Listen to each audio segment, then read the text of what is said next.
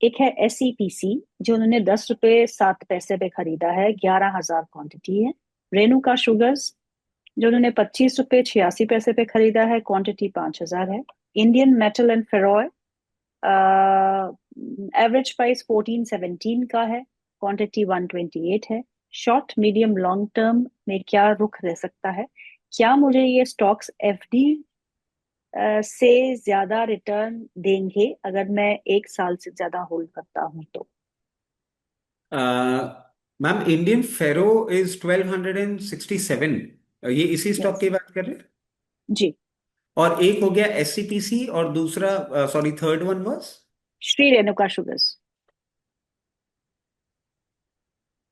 देखिए, इनका जो मैं पोर्टफोलियो समझ पा रहा हूँ, ये इनके सारे ट्रेडिंग बेट्स थे जो कि जो अब अभी इन्वेस्टमेंट हो गई है।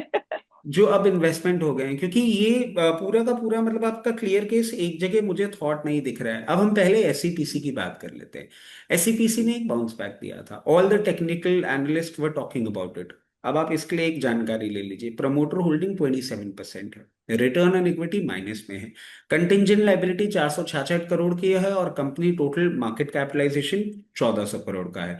प्रमोटर होल्डिंग लो होने के बाद उसमें 34% प्लेज है, और प्रमोटर होल्डिंग 3 साल से -20% पे 20% से रिड्यूस किया। मैं सारी बातें आपको क्यों बता रहा हूँ?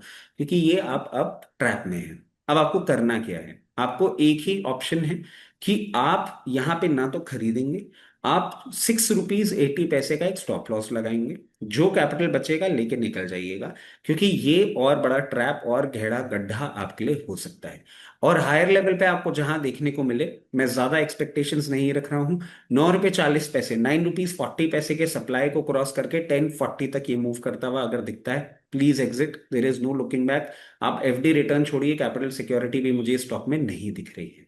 श्री रेणुका शुगर पे हम आ जाते हैं। इंटरेस्ट कवरेज रेशियो खराब है, 136 करोड़ का अर्निंग आ रहा है, हम्म। माइनस में प्रॉफिट्स जा रहे हैं। ये मैं क्यों बता हम्म। रहा हूँ? क्योंकि ये स्पेस वैसे ही प्रॉब्लम में था, और ये स्टॉक उस स्पेस का भी सबसे खराब स्टॉक अभी बनता हुआ सामने आता हुआ दिख रहा है। इसमें कुछ नहीं हम्म। करना है, आपको वेट करना है। किसी भी बाउंस पे, किसी भी शॉर्ट कवरिंग पे 25 रुपीज के ऊपर ट्रेड करे, 27 60 लेवल्स पे प्लीज एग्जिट कर जाइएगा।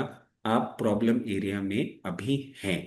हाँ, आपका ये जो स्टॉक है इंडिया मेटल एंड फेरोअलॉयज, इसमें भी एक ही चीज बोलूंगा कि आपने इस स्पेस की भी छोटी मार्केट कैपिटलाइजेशन की कंपनी खरीद रखी है। इसके फंडामेंटल्स इतने ज्यादा खराब नहीं है, इसलिए मुझे कोई प्रॉब्लम नहीं दिख रही है। आप इसको हम्म। आराम से होल्ड करें। 1 साल का अगर टाइमलाइन आप लेके चल रहे हैं, तो आपको आराम से ये 1 साल के अंदर अंदर 1560 से 1600 तक के लेवल्स दिखा सकता है। मगर आपके लिए एक चीज इंपॉर्टेंट है, वो है स्टॉप लॉस। इसमें ₹1100, क्योंकि इस मूव के बाद इतने ही लेवल पे आ रहा है, ₹1100 के स्टॉप लॉस के साथ इस पोजीशन को मेंटेन करिएगा।